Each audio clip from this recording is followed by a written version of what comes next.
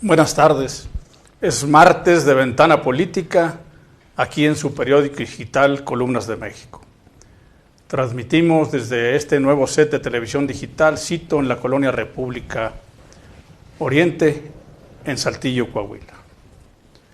Con el programa de hoy termina la segunda temporada de Ventana Política, este programa de discusión y análisis político en Coahuila.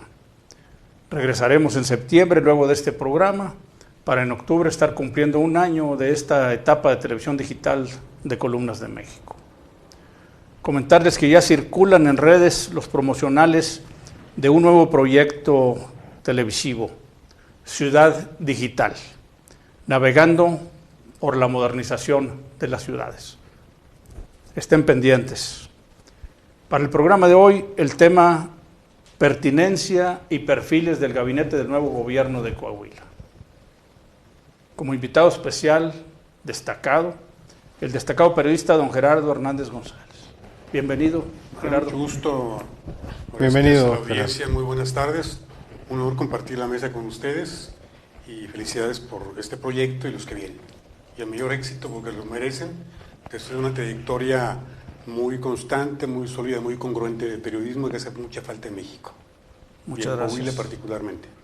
No es concurso de amistad, pero te hemos seguido, te hemos leído por muchos años y te reconocemos por tu trabajo, por tu seriedad y específicamente por tu ética y moral personal y periodística. Muchas gracias. Efectivamente es un concurso de halagos, de simpatías, y esto, quien califica mejor el desempeño de cada uno de nosotros es el público. El tuyo, Adrián, el tuyo, Orestes, el nuestro. Es una sociedad muy exigente, que tiene un grado de inteligencia muy elevado cuanto a lo que piensa la clase política. Ellos suponen que es una sociedad aborregada, muy manipulable, y que no piensa. Y efectivamente el pensamiento es un gran peligro para la clase política y para el poder en general. Lo ha sido históricamente.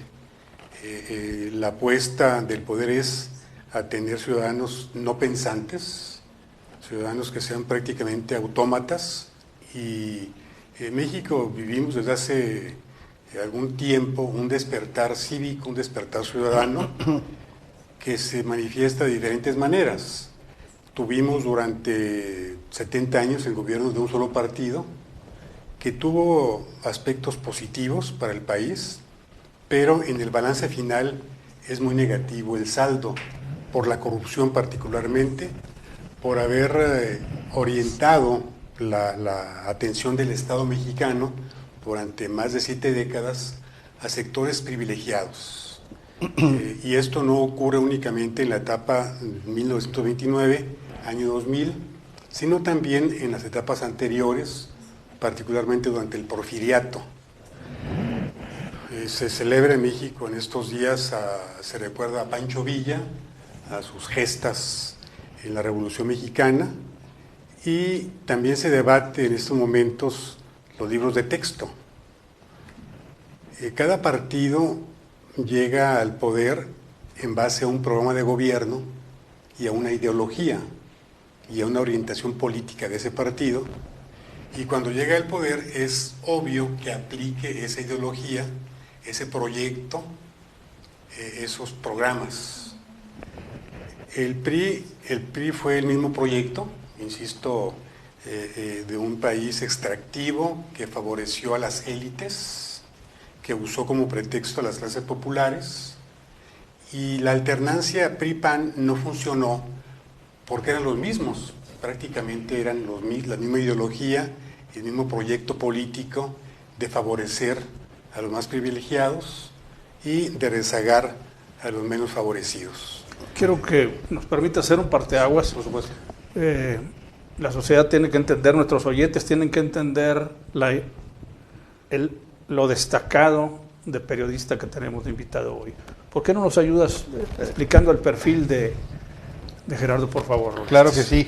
Y pues ya se dieron cuenta de la calidad de nuestro invitado, Gerardo Hernández González. Ha sido corresponsal de Televisa, de 1+1 y titular del programa Última Hora entre 1974 y 1981. Fue director de noticias del Sol de la Laguna, también fue director de comunicación social del Gobierno del Estado en el sexenio 88-93, director de Espacio 4 desde 1998 a la fecha y actualmente publica en Grupo Zócalo, El Siglo de Torreón, Scripta MTI, Progreso y Brief Coahuila. Colabora en Mega Noticias Torreón, Televisión Azteca Saltillo y Grupo Radio Estéreo Mairán. Bienvenido de nueva cuenta, Gerardo. Mucho gusto y gracias. En tu casa. Gracias.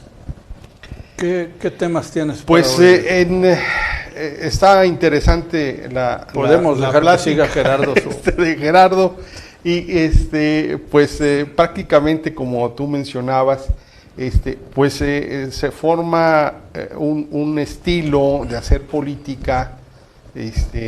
Primero, bueno, pues fue la hegemonía del PRI, el arribo del PAN, y actualmente, bueno, pues hay una mezcla ahí de ideologías que pues todavía no hemos hecho un análisis concreto.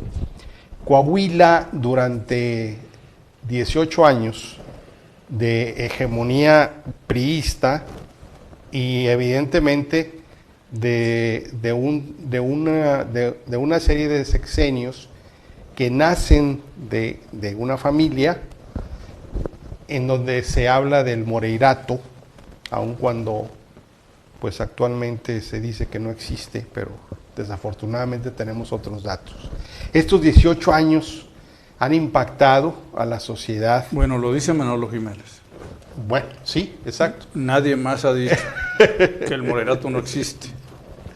Y además habría que entender que para no existir tienes un hermano diputado federal del PRI, tienes otro diputado local en Coahuila, y al llegar Carlos Robles a dirigir el PRI hace unos días, nombra en el segundo cargo de importancia a otro Moreira. Entonces, sí, es irrefutable, ¿no?, que existe esa corriente política. Ajá. Que sigue vigente hasta este día y que seguirá vigente en el próximo sexenio. Es un grupo político demasiado perverso, que usa la guerra sucia como instrumento para enfrentarse a los adversarios de ese clan político, pero que sin embargo tuvo la astucia que ningún gobernador previo logró aplicar.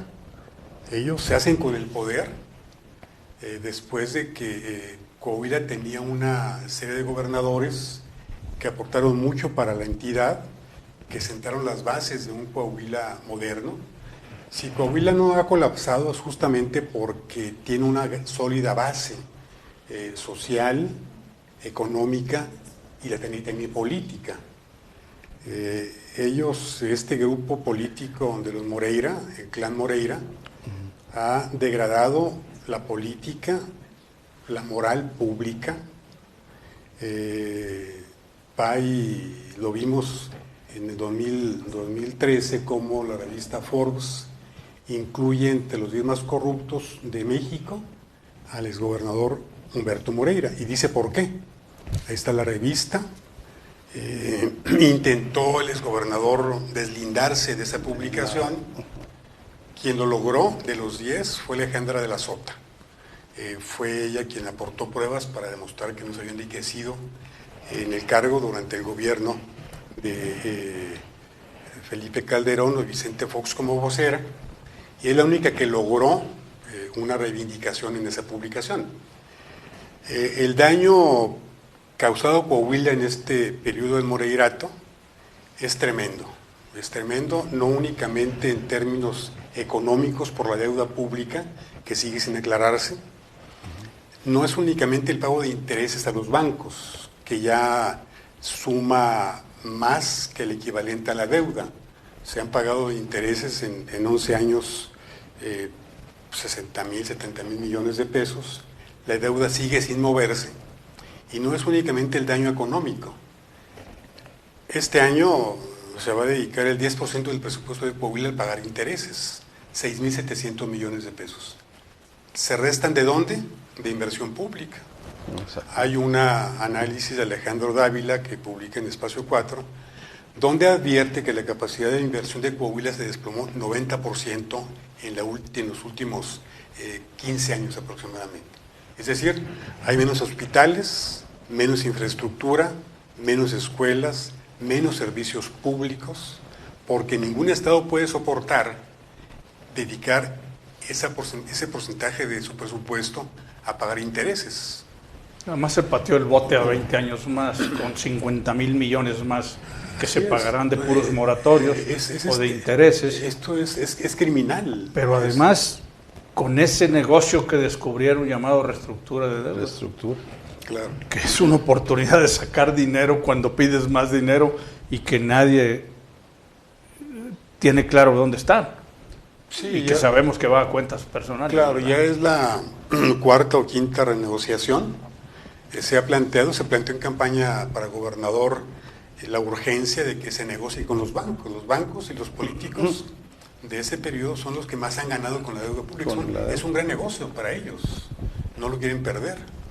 Sin embargo, es necesario que se hagan quitas al capital para que disminuya el pago de intereses y el horizonte del pago de la deuda de amortización sea lo más corto posible. ¿Qué crees que debe hacer Manolo con la deuda? Hemos hecho desde que pasó la elección y él resultó electo, haya sido como haya sido, diría Felipe Calderón, le hemos hecho recomendaciones en los programas. Uno de ellos fue con el diputado Rodolfo Walsh y hizo algunas recomendaciones y una de ellas fue páguela toda o pague una parte o pague la mitad. Díganos con qué grupos empresariales se va a juntar, porque no sabemos con cuáles, que son los que dicen que le van a clarificar el tema de la deuda. Claro, hay un clamor general en Coahuila para que se investigue la deuda y se castigue, porque que se abra para empezar, ¿verdad?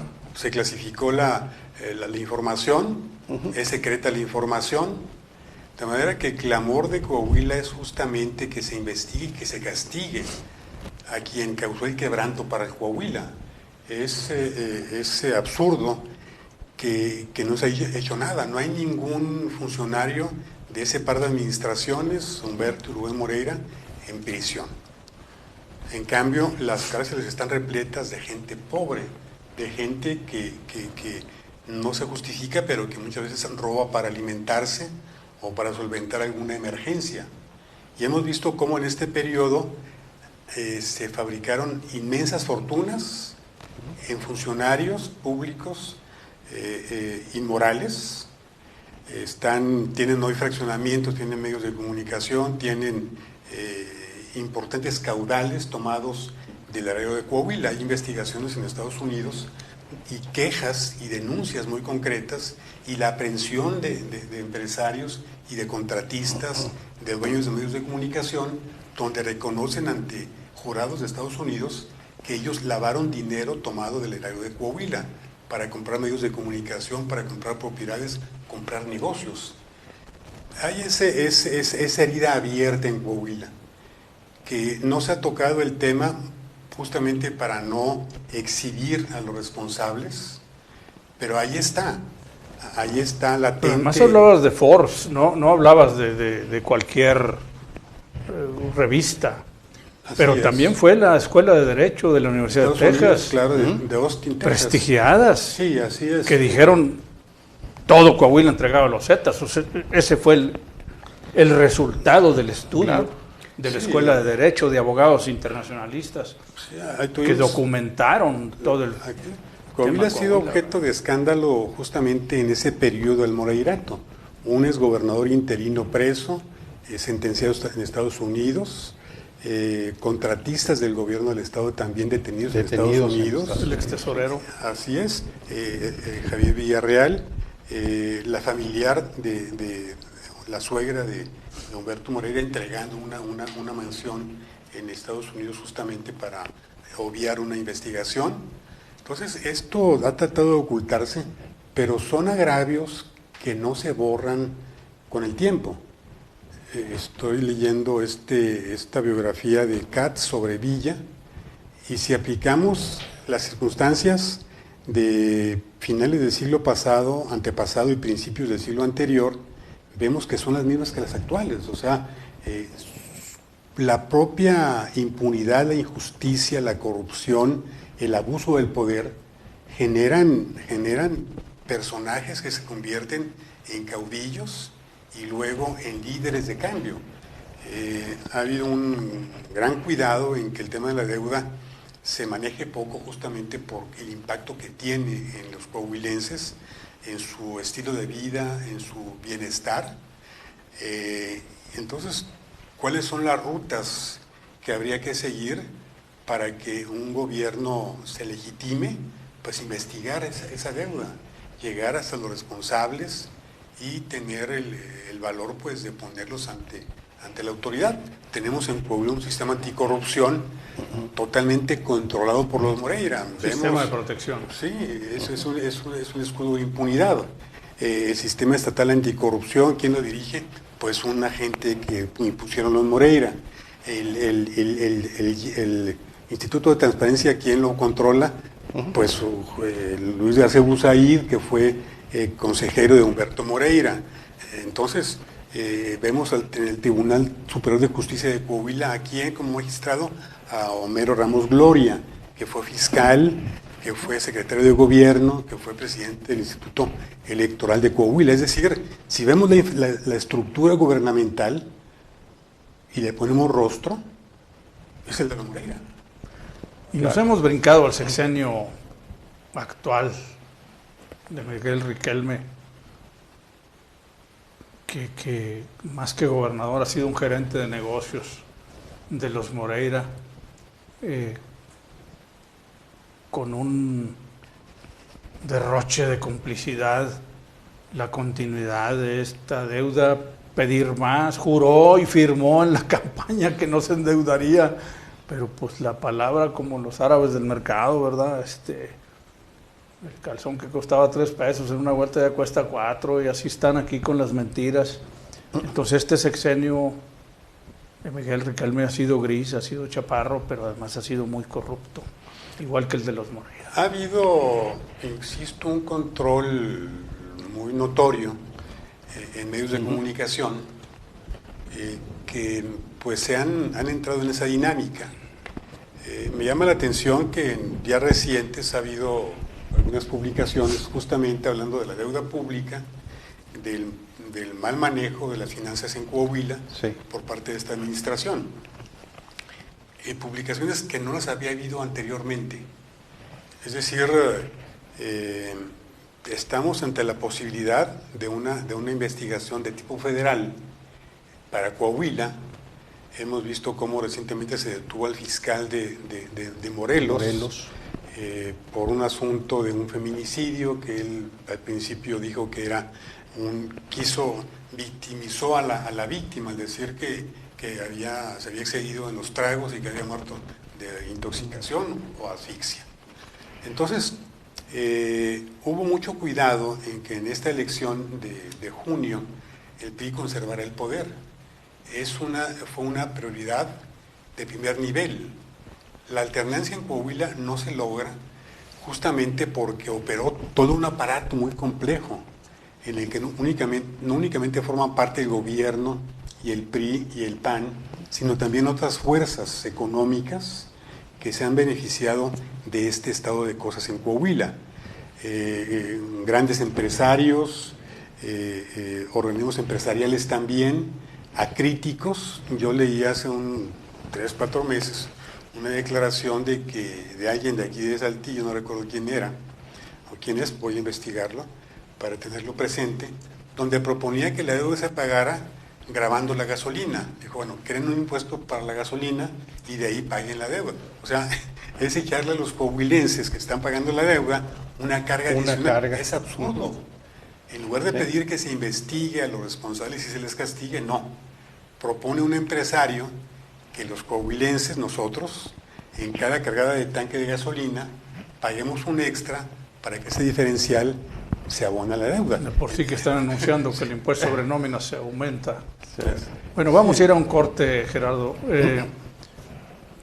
Quería regresar yo preguntándote si con Manolo tenemos alguna esperanza del deslinde del Moreirato. En un minuto regresamos.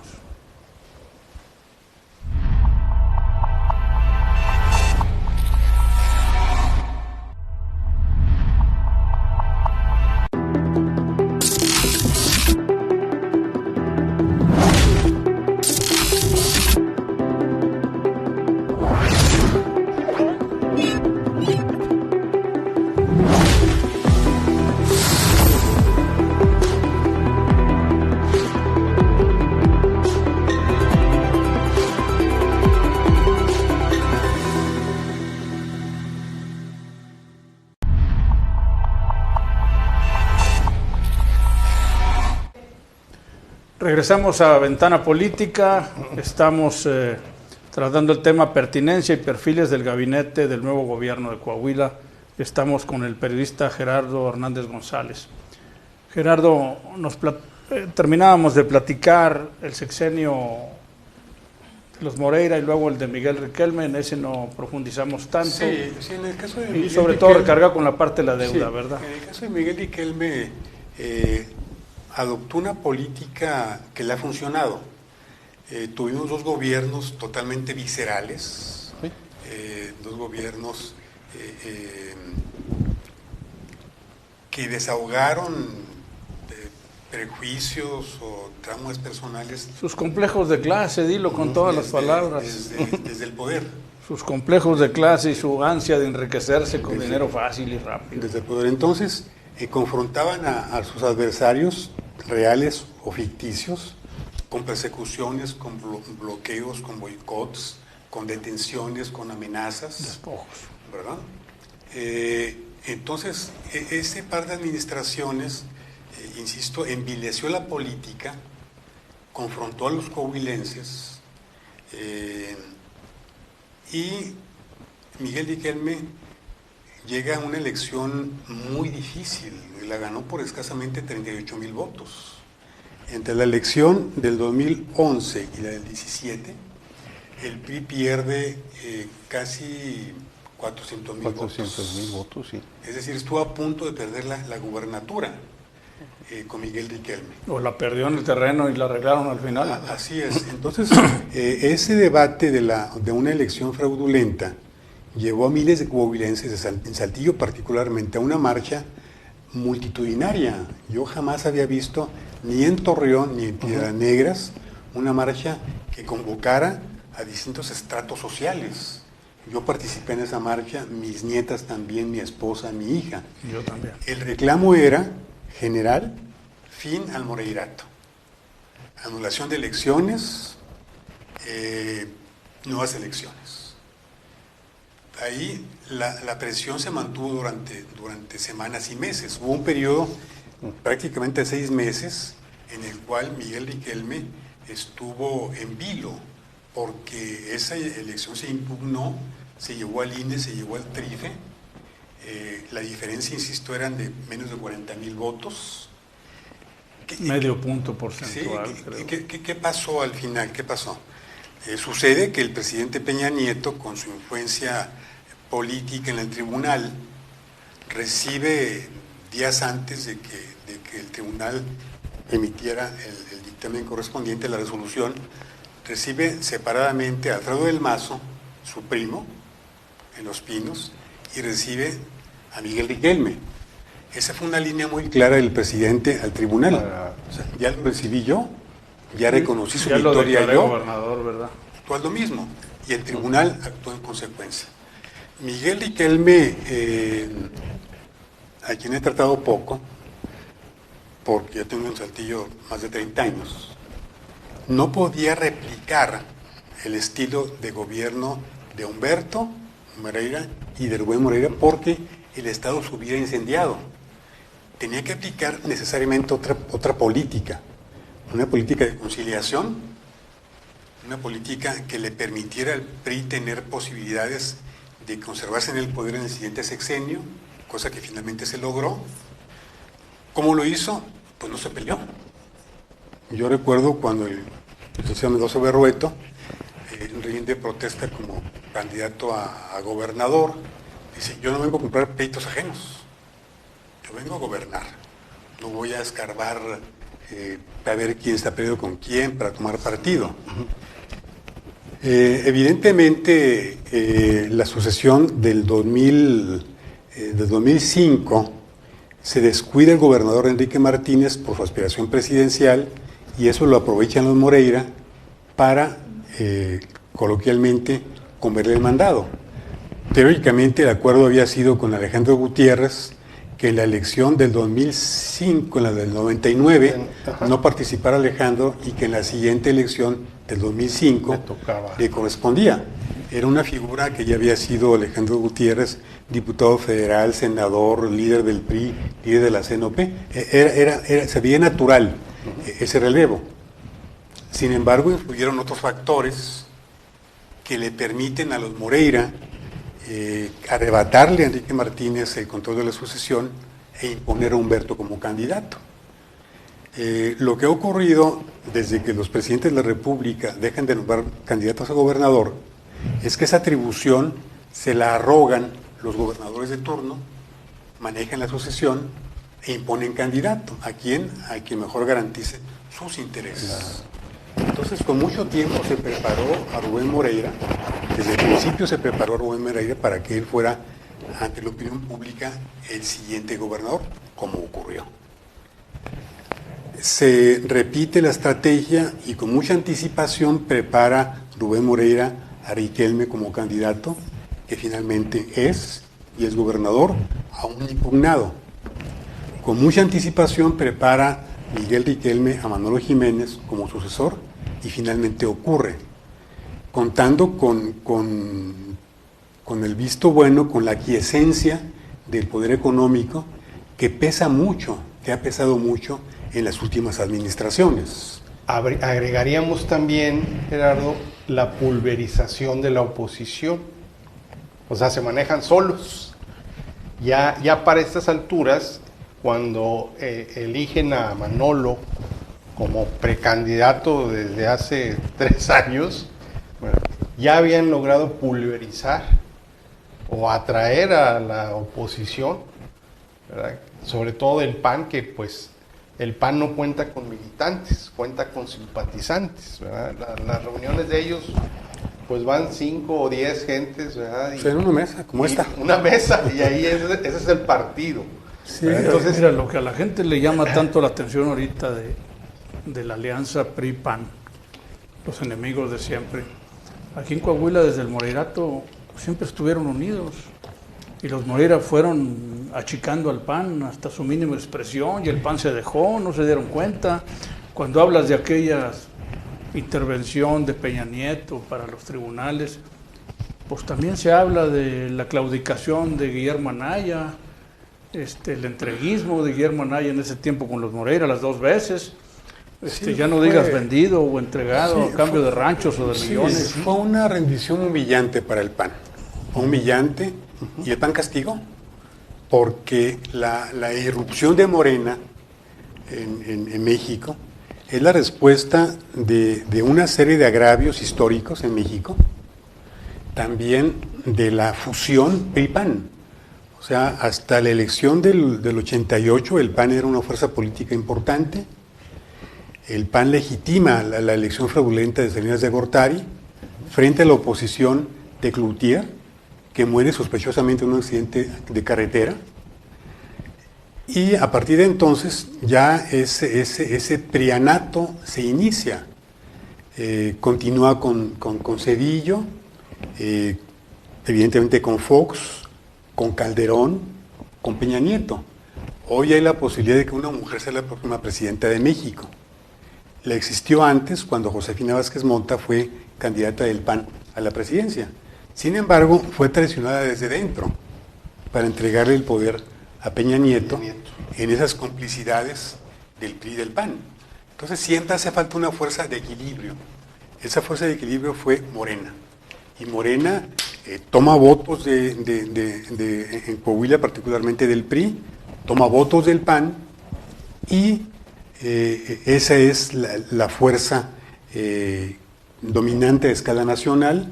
Tiene 23 gubernaturas, controla la Cámara de Diputados, la Cámara de Senadores. Y en el caso de Coahuila, el PAN, hay que hablar del PAN como tú lo mencionas, Orestes, de un grupo, de una camarilla, de una burocracia.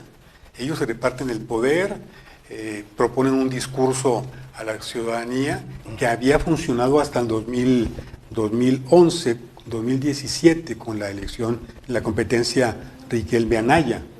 Sin embargo, se da cuenta la sociedad de que ya el PRI y el PAN habían pactado, y ese caudal de votos opositores se va a Morena.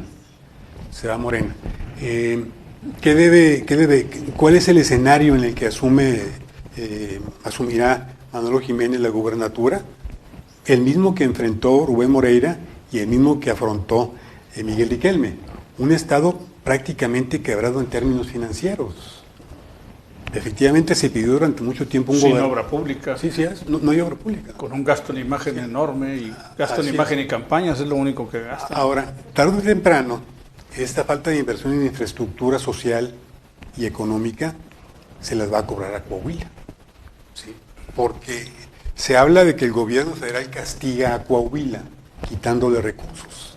Pues no, es una política nacional. Estados gobernados por el PRI, por el PAN o por Morena se han sometido a este control presupuestario del presidente de la República porque había mucho desvío de recursos, mucha corrupción, beneficiando a un sector político y económico específico. Ahora, en este escenario, si se le agrega a la resta de fondos federales que existe el pago de intereses como tiene Coahuila, pues entonces es una crisis, porque el recorte presupuestario federal impacta a todos los estados. Sin embargo, no todos los estados tienen una deuda como Coahuila, la mayor per cápita deuda a escala nacional. Entonces, ¿tú ves a Manolo llegar a depurar la nómina abultada, cara? Ya no digas la que está repleta del voto duro del PRI, con lideresas que ganan 80,000 pesos mensuales en la tesorería. Ponle que esas no las quiera sacar, pero los últimos 5 gobernadores, en lugar de cambiar funcionarios, nomás nombraban otros encima de los, cambiaban las puras cabezas, y se ha ido abultando la nómina de manera exorbitante. Ese es un gasto con el que el gobierno ya no puede, ¿verdad? El gobernador electo va a afrontar un escenario muy difícil en su sexenio. Será el único gobernador priista del país. Tendrá encima la maquinaria de Morena. Yo no dudo que vaya a ganar Morena la siguiente elección, del 24, y no por un pronóstico infundado. Gobierna Morena actualmente casi el 80% de la población del país, con 23 estados. Cada gobernador es un operador político por antonomasia. ¿Cómo puede el PRI aspirar a recuperar la presidencia con un solo gobernador, el de Coahuila? Durango está compartido PRI-PAN. El PAN tiene 5 gubernaturas y Movimiento Ciudadano 2 gubernaturas. Es decir, el voto de los estados va a dirigirse hacia el candidato de Morena, sea Claudia Sheinbaum o sea Marcelo Ebrard.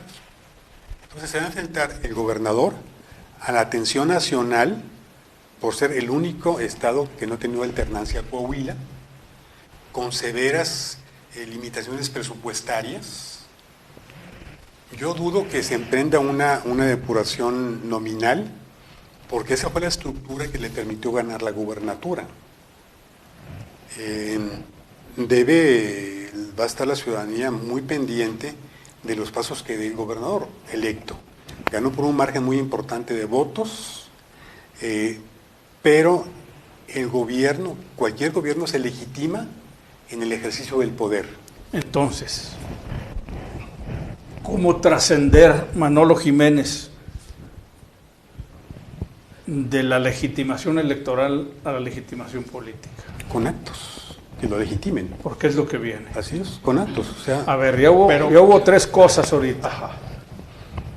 Ya cambió el PRI estatal, ya se cambió la Comisión Estatal de Derechos Humanos y se cambió la Consejería del ICAI.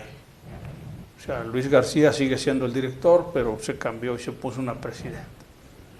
Esos tres nombramientos ya nos dicen un poco. Ok, Carlos Robles Lostanov está ligado con él, pero también tiene sociedad con los Moreira, sobre todo con los más chicos.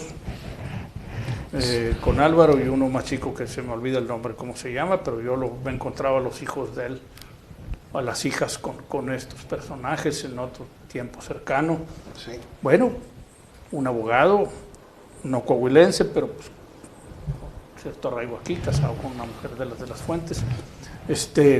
Bueno, ya está en el PRI y se dice que podía brincar de ahí a la Secretaría de Gobierno, pero ese fue un primer mensaje. El otro fue poner al hijo de Cheche, a José Ángel. Ojos de Aguillón. Que también trabajó con Aguillón, igual que el otro hijo de José Ángel, que también trabajaron ambos con Aguillón. También ligados a Manolo porque se llevan bien con él. Pareciera que Manolo metió un poco la mano, pero otra vez ya empieza a notarse que tienen dos partes los funcionarios actuales.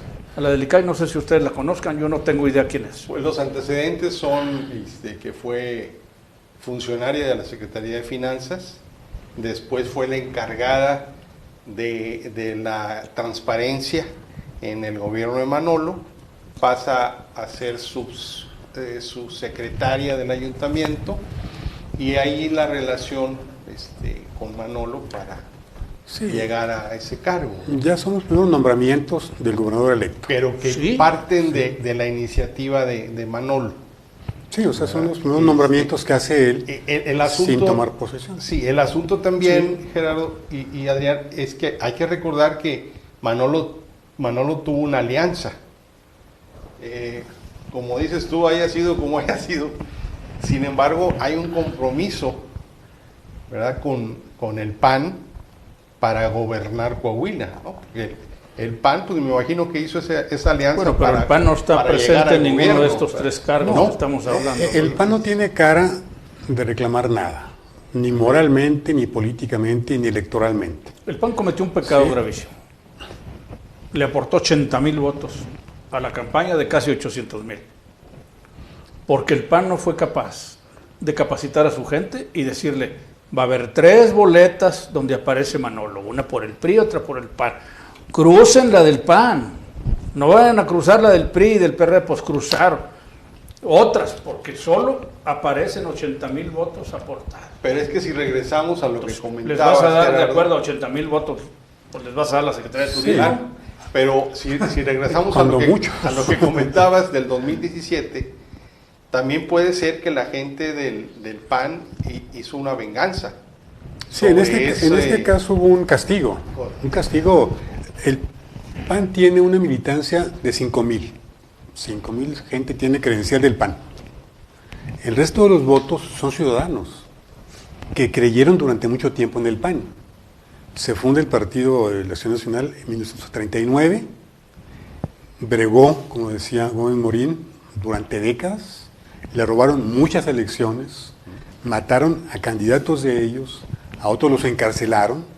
Entonces construyó el PAN en su historia una imagen de partido realmente de oposición a un proyecto político que era el del PRI, de Elías Calles, de Obregón.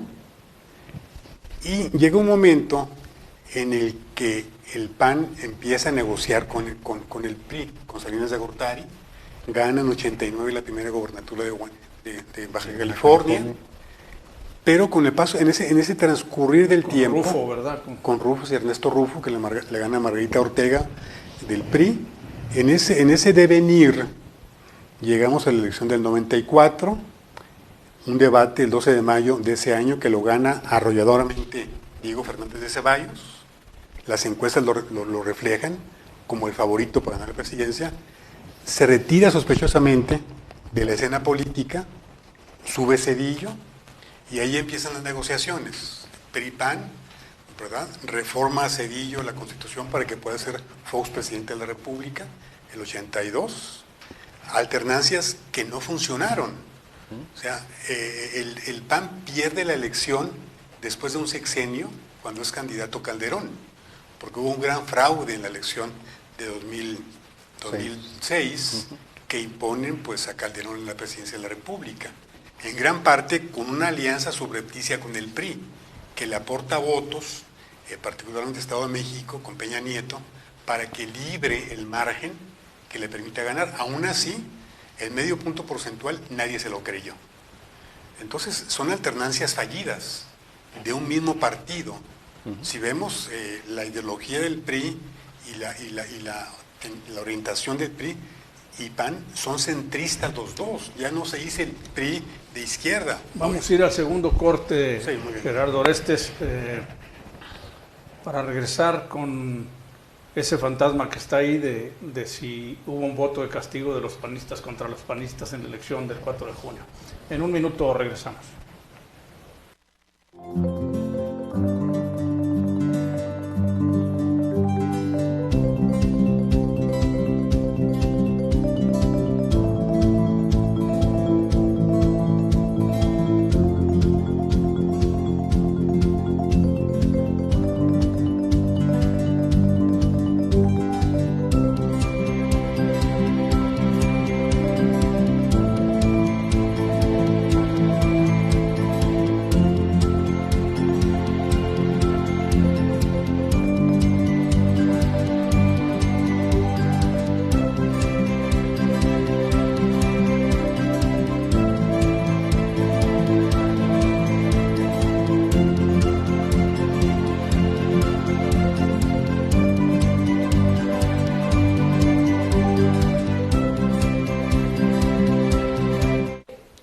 Estamos en Ventana Política atendiendo el tema pertinencia y perfiles del gabinete del nuevo gobierno de Coahuila.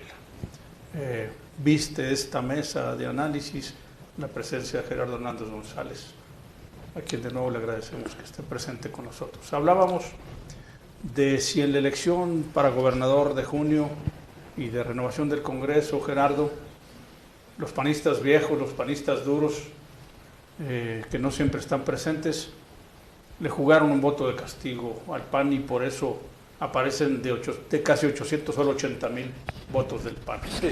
Ningún partido tiene la militancia de los votos que recibe en cada elección. El PRI recibió 600,000 votos, 620,000 votos. No tiene 620,000 militantes en Coahuila. El PAN recibió 80,000 votos, tiene una militancia de 5,000.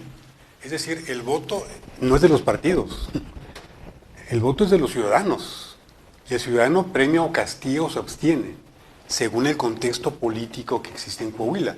En el caso nuestro, la ciudadanía castigó al PAN. Los panistas viejos ya están muertos, salvo 2 o 3 que están por ahí todavía. Hoy el perfil del votante es el de los jóvenes, que están ya en otra dinámica. La juventud tiene por naturaleza una tendencia al cambio.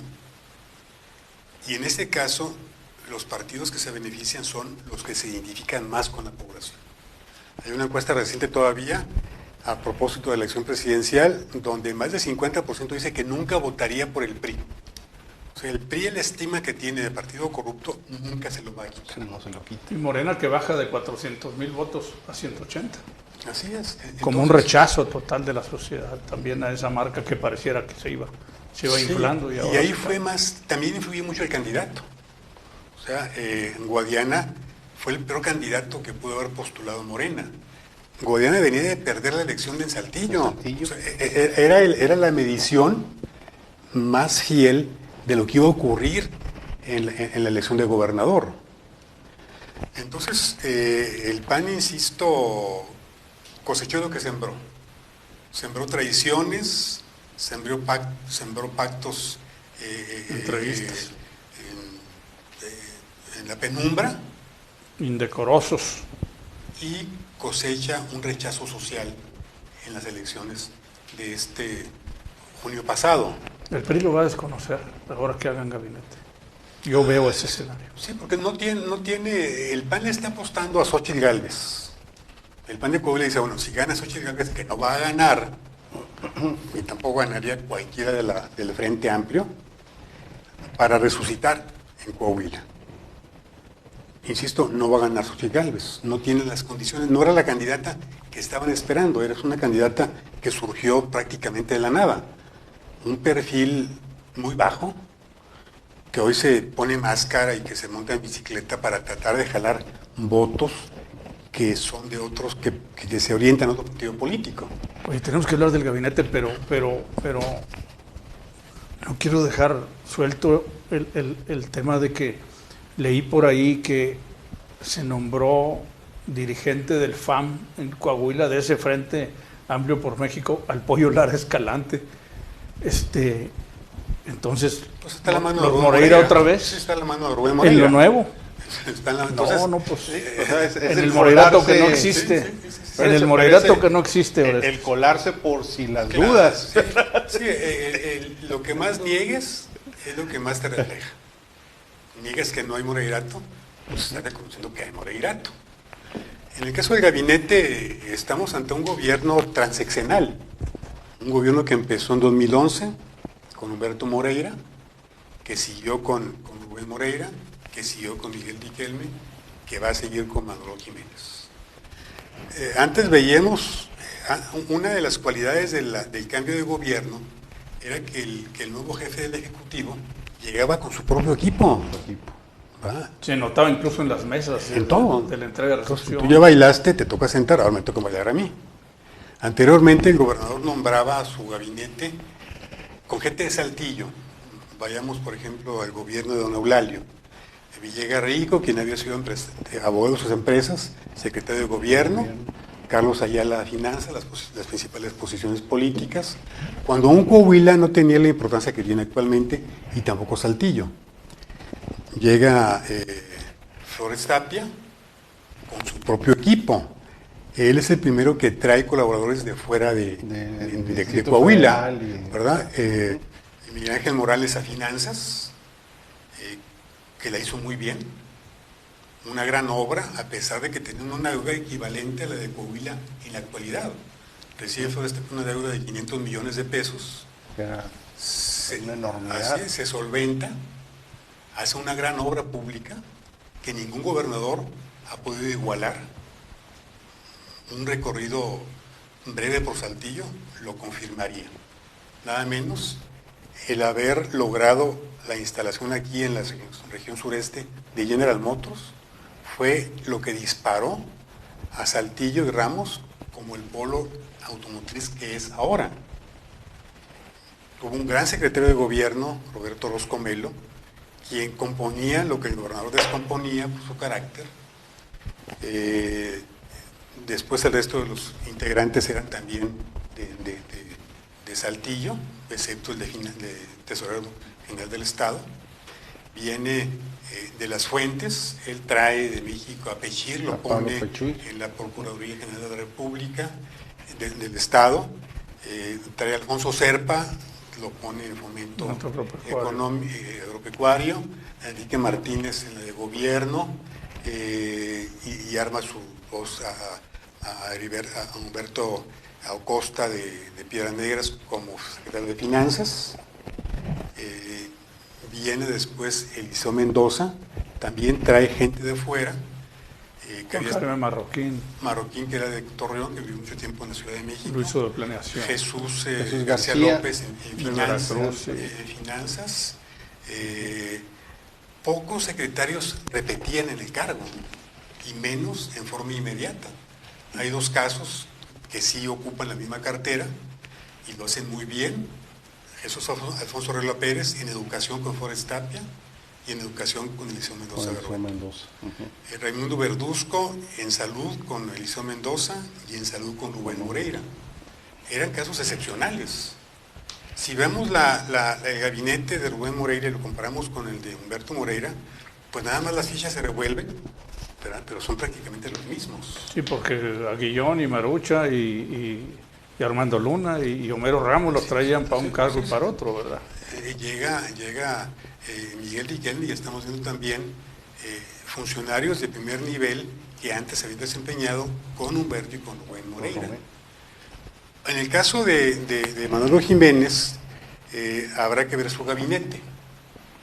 Responde el gabinete a intereses políticos también, a amistades, a preferencias. Las presiones políticas. Y también a proyecciones. El candidato al gobernador de 2030 lo vamos a ver recién se nombre el gabinete. Exacto. Ahí va a estar el futuro gobernador, lo van a poner en una secretaría importante, luego en una alcaldía, y luego lo van a mover, lo van a placear para preparar el escenario para el 2030. Sin embargo, todo modelo se agota, y en este caso se va a agotar si no hay una renovación de funcionarios de primer nivel en el gabinete. Ha adquirido un gran poder, un gran peso político el sector empresarial, lo cual es muy peligroso. Y que ahora amenaza con entrar más, ¿verdad? Sí, porque el poder teóricamente no se comparte, y se está compartiendo. Ahí. Una de las... O repartiendo. Sí, una de las tesis del presidente López Obrador es que romper ese vínculo poder político, poder económico, lo logró. Hoy las grandes embestidas contra el presidente proceden de esos grupos de poder afectados en sus intereses. Vimos la encuesta en hogares del INEGI reciente, donde hay, por primera vez en mucho tiempo en México, se acorta un poquito la brecha entre ricos y pobres. Decía el presidente Reagan en sus memorias, una vida americana, que el votante vota de acuerdo a la condición de su bolsillo.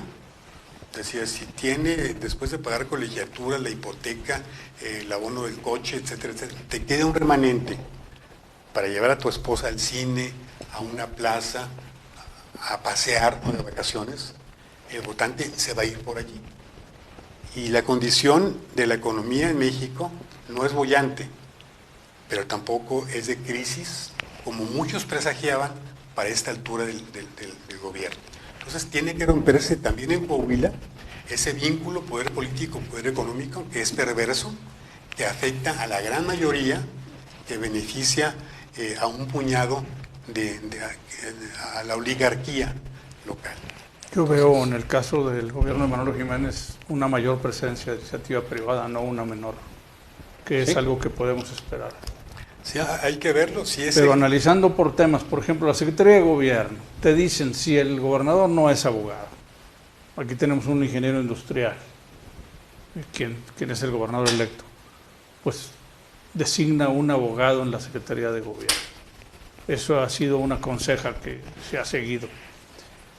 Yo he escuchado de Carlos Robles Lozano, ya dijimos quién es, que es abogado, que podía pasar. Él fue alcalde de Hermosillo, Sonora, en otro tiempo. Él fue alcalde de Hermosillo, creo que no terminó bien ese proceso para él, creo que incluso no terminó el trienio, pero fue alcalde de Hermosillo. Se habla de Armando Luna Canales, otra vez los Moreira. Una nueva figura, ¿no?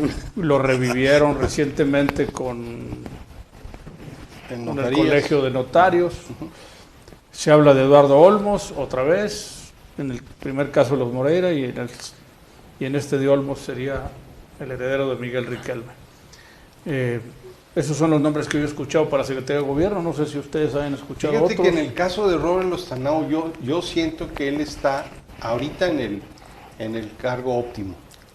Porque si vamos a Hermosillo precisamente, el famoso Carolo, que era él, fue acusado de una operación que se llamó Manitas, en donde ordenaron ir a robarse las urnas en la elección a la alcaldía. Sin embargo, habían empatado las elecciones de alcalde de Sonora con la elección presidencial. Entonces, los que fueron a robarse las urnas cometieron el error de también robarse las elecciones de presidente de la República.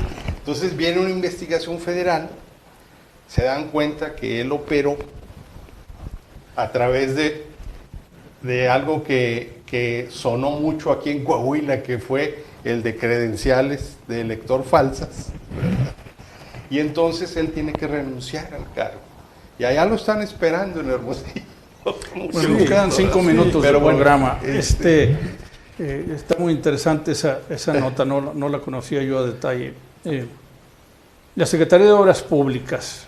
Me dicen que un camino que tiene Manolo sin dinero es las obras por asociación público-privada.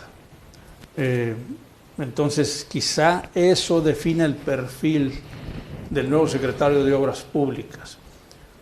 El que él me inventó crear una segunda secretaría y creo que nomás dobletearon la estructura y luego se hizo un lío ahí, mataron al subsecretario, no sé si lo recuerdan, hace 2 años, sí. De cómo estaba el negocio ahí, ¿verdad? Laguneros. Pero bueno, quizá eso haga de que no pongan a un político, sino a un empresario para manejar la relación con las cámaras. Que no garantiza el origen de un funcionario su honestidad. No, claro que no. ¿Verdad? Porque luego son más sofisticados, pero también... Le entienden más a las facturas, sí, ¿verdad? Sí. También ganan más, ¿verdad? Un filtro importante tiene que ser ese, justamente, el perfil de cada funcionario. Yo no he escuchado nombres. Sí he escuchado que Riquelme quiere dejar a su amigo, el secretario de Obras Públicas, para que repita y en ese cargo. Yo no he escuchado a nadie más, pero bueno, si en algún área tiene Manolo experiencia personal y familiar, es en los desarrollos y en las obras. No creo que les vayan a faltar nombres que le sugiera algún desarrollador o su misma familia, ¿verdad? Sí. Ese tema lo conocen, Sí, lo dominan. claro. Yo me remito, insisto, a la conformación histórica de los gabinetes. Nuevo gobernador, nuevo gabinete. Nombrado por él, por el gobernador entrante. No por el saliente, ni por el anterior, ni por el antepasado. Eso va a darle fortaleza o debilidad al futuro gobierno. Bueno, visto positivamente lo que estás diciendo, Manolo tiene una oportunidad de oro, de deslindarse del Morerato, de demostrar que no existe y de que no trae lastres Moreira reflejados en la designación de su gabinete y que son sus amigos, es otra generación, él se brinca las generaciones, desplaza a otros políticos que querían y en algunos casos los desplaza para siempre por la edad y porque dicen que será mujer la siguiente candidata del PRI a gobernadora en el 2030, entonces pues ya algunos, por decirte el alcalde de Saltillo, Chema Fraustro, pues andará cumpliendo 80 años dentro de 2 sexenios, ¿verdad? Entonces, digo, solo por mencionar alguno de los claro. que sienten ese golpe, si de veras viene una mujer. Pero te digo, entonces tiene una oportunidad de oro de meter perfiles nuevos, su gabinete, sus gentes, aunque sean jóvenes e inexpertos. Sí, no buscando lo sé. un equilibrio. También a partir de Enrique Martínez se busca un equilibrio regional. Ya no son todos de Saltillo. Enrique Martínez nombra como secretarios de las principales carteras a laguneros. Raúl Cifuentes en gobierno, Javier Guerrero en finanzas, Óscar Calderón en la Procuraduría, Jorge Viesca en obras públicas. ¿Por qué lo hizo? Porque había el riesgo de una separación regional para el estado de la comarca. Es la compensación. Bueno, el gobernador es de Saltillo, pues que parte del gabinete. Sí, pero había ese factor adicional, ¿no? Una corriente muy fuerte para que se creara el estado de la laguna. Entonces, bueno, le cedo a la laguna gran parte del poder, ahí más o menos aplaco los ánimos y ese movimiento que se apacigüe, ¿no? Bueno, se nos está terminando el programa, nos quedan 3 minutos. Para educación, hablan de que Pimentel puede repetir, fue su coordinador de campaña, a instancias de no sé quién, pero ahí está. Y también se hablan de que maestros cercanos a Carlos Moreira quieren acceder a ese cargo. Sería en el caso de la segunda parte, un cercano a Carlos Moreira, pues sería un regresar al pasado y ser un acto de incongruencia, pero eso es lo que se menciona. En Fomento Agropecuario se habla de un exanarro, pues bueno, su papá es exanarro y pues el anarro está aquí. Recomendaciones, ¿verdad? Bueno, en el caso de medio ambiente, pues ha repetido Eglandina, la mamá de Armando Luna, pero aquí se necesita un perfil reforestador, un perfil de atención a incendios, un perfil donde Manolo va a batallar mucho de meter a las empresas contaminantes al redil y cómo le va a hacer si son sus amigos, atención a la fauna que ahora aflora por los incendios, etcétera. Es un tema muy complicado el medio ambiente, tampoco he escuchado nombres ahí. En fomento económico, ahí tiene un problema. Las empresas grandes no llegan a Coahuila porque no hay dinero para hacer infraestructura y Coahuila no está preparada, no tiene una ventaja competitiva con el Bajío en particular, ni con Nuevo León, que está en un lado, y es arrebatándole consecuencia todo. de la deuda. Otra vez la deuda. Exacto. No le permite. Entonces, no hay... Pero si pusiera un secretario de cierto perfil, quizá otra vez la tentación de que sea un empresario, para que abriera ciertas puertas y también por habilidad trajera algo más que las ampliaciones que reporta Riquelme todos los meses, que no son más que el reciclaje de empleos que comprometieron las empresas cuando llegaron, pudiera ser un perfil. Me preocupa la Secretaría de Finanzas. Me preocupa mucho la Secretaría de Finanzas. Se habla de Toño Gutiérrez, que es un buen hombre, hijo de Armando Gutiérrez, que fue su tesorero, estaría privilegiando Manolo a un amigo de él, de su edad, de su generación, pero el tema de finanzas es un tema muy grave para Coahuila. 2 empresarios me dijeron que se había pensado en Francisco Miguel Aguirre, Pancho Miguel, como actuario, como investigador. Bueno, eso sería otra cosa. Eso sería otro perfil. Pero tal vez mucho más adecuado, porque es un experto en reestructurar el problemón que se viene. Yo creo que el problema más grande que tiene Manolo serán las finanzas. La seguridad tampoco es una cosa muy clara. Quiero que la quieren militarizar. Es un tema también muy serio. Desarrollo social, otra vez lo que tú anticipaste, de que ahí se pueden encontrar los nombres. Se habla de meter a Verónica Martínez desde el principio y una vez decir esa es la candidata para ser mujer, porque claro, pues desbaratar. Pero bueno, no sé si ustedes tengan nombres que se puedan decir. Es importante que el gobernador designe a cada secretario. Si todo el mundo va a meter mano, habrá un gobierno débil. Si hay cuota empresarial, si hay cuota Moreira, si hay cuota Riquelme. Entonces, si ya está repartido el pastel, ¿qué van a dejarle al gobernador? Insisto, el gobernador debe imponer su autoridad, su estilo, su autoridad ante cualquier sector, ya sea económico, sean los Moreira, sea Miguel Riquelme, sea quien sea. Hay muchos imponderables en la política y en la vida. Yo sí auguro conflictos muy serios para la próxima administración por una serie de condiciones, la financiera, la económica, la falta de infraestructura y el enquistamiento de un grupo político.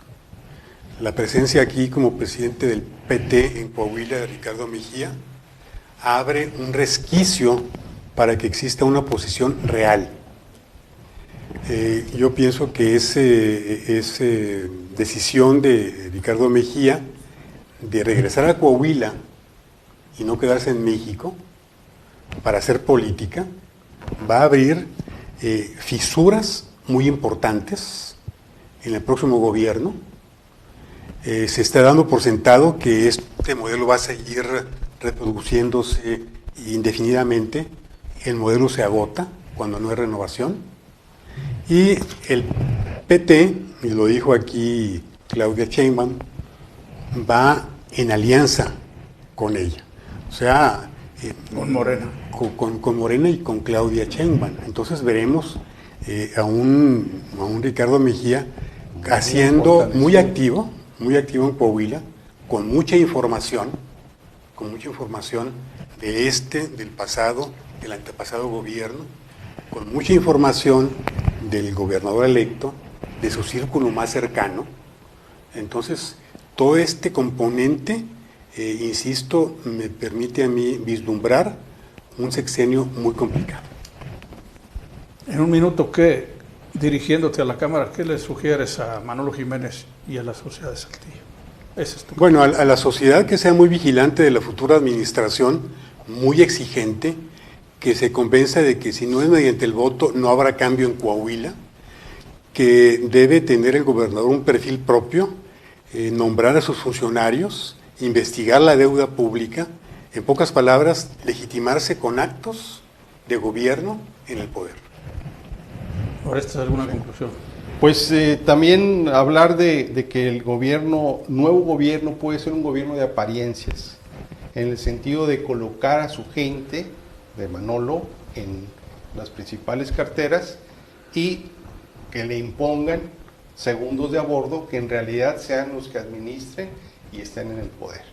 El ejemplo más claro fue Óscar Pimentel, secretario de gobierno, y Rubén Moreira, subsecretario de gobierno. Ha sido un privilegio, Gerardo, y muy aleccionador tu presencia en Muy este programa. agradecido, muy apreciado por la invitación, distinguido por compartir la mesa contigo, Orestes, contigo, Adrián. Felicidades por este proyecto de importante comunicación social. Coahuila necesita urgentemente este tipo de ventanas de medios independientes, libres, que oxigenen el ambiente mediático tan enrarecido durante mucho tiempo. Amigos, con el programa de hoy termina la segunda temporada de Ventana Política. A nombre del equipo de Columnas de México les agradecemos, y de Ventana, su preferencia con nosotros en todos estos programas. En septiembre regresamos, en octubre cumplimos un año de programa, y como ya les anunciamos, Ciudad Digital entra al espacio, al ciberespacio, próximamente. Muchas gracias. Buenas tardes. Buen provecho.